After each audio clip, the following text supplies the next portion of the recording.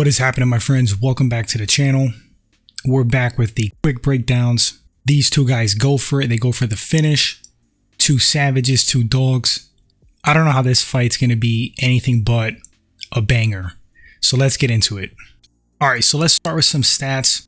Starting with Marlon Chito Vera. Chito is 30 years old, stands at 5'8", 70.5-inch reach. He is a black belt in BJJ. Mixed martial arts record, 20 wins, 7 losses, 1 draw. 7 losses via decision. He's never been finished in his career. That's a testament to just how damn tough Chito Vera is. That guy's tough. He has 8 knockout wins and 8 submission wins. That's very telling of his versatility, the different ways he could finish you. Right now, Chito Vera is on a hot run, 4-fight win streak, which includes Dominic Cruz, Rob Font, Frankie Edgar, and Davey Grant. Alright, moving on to Cory Sandhagen, 30 years old, 5'11", 69.5-inch reach. Interesting, Chito Vera has a longer reach. Mixed martial arts record, 15 wins, 4 losses. Cory's lost 1 time via submission and 3 decision losses. He has 7 knockout wins on his resume and 3 wins via submission. Also shows versatility, but I'm going to say, in my opinion, Cory Sandhagen is more of a striker. So in Cory's last fight, he beat Song Yadong via doctor stoppage. He was on a 2-fight losing skid prior to that, although very close fights where some people believe he won. Both of those. And he was on a good run before those 2 losses. I forgot to mention that Cory Sandhagen is a brown belt in BJJ. Alright, let's go over their straight up stats. Percentages. They're very comparable. Something that's standing out to me that's very interesting, Chito Vera is known for the high pace he puts on guys, the pressure, the volume, and Cory Sandhagen has him beat in that department. Strikes landed per minute for Cory Sandhagen, 6.15. For Chito Vera, that is 4.28. They both absorb similar amount of strikes per minute. Cory Sandhagen's takedown accuracy is 20%. I don't see him taking on Chito Vera. But Sandhagen's takedown defense it's solid, 63%. Marlon Vera has a 42% takedown accuracy. He may struggle in that department as well, but I think it's more likely he takes down Sandhagen. Sandhagen also has higher striking defense. I think that's attributed to his movement and his footwork, which are some of the best in the game.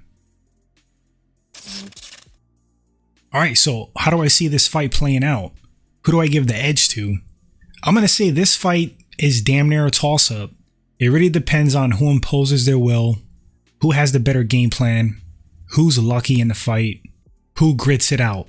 Who's tougher between the two? I think both of these guys are super tough, but I'm going to give toughness to Chito Vera.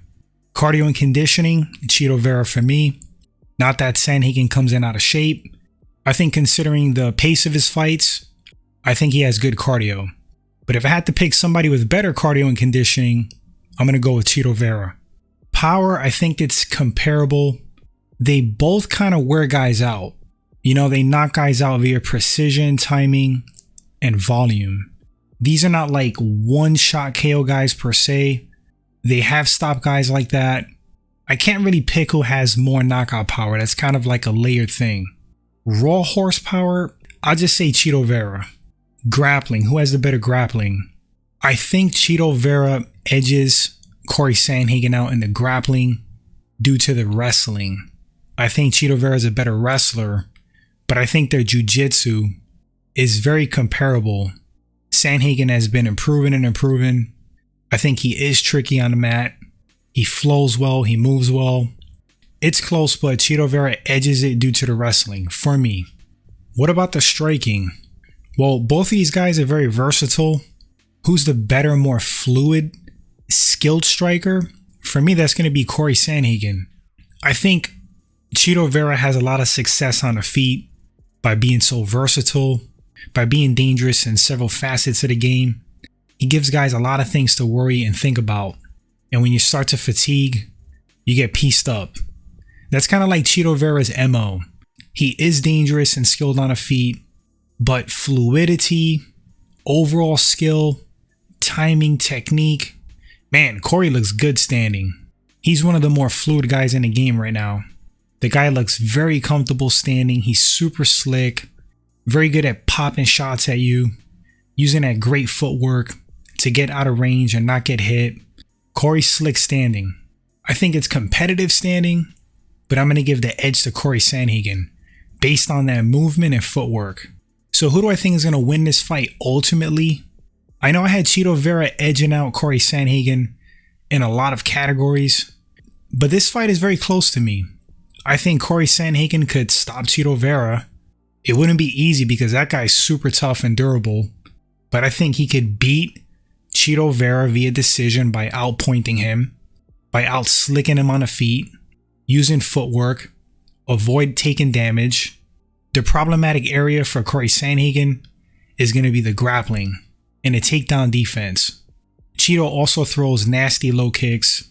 He mixes things up well, but Cory's footwork should help him out with that because you can't hit what isn't in range.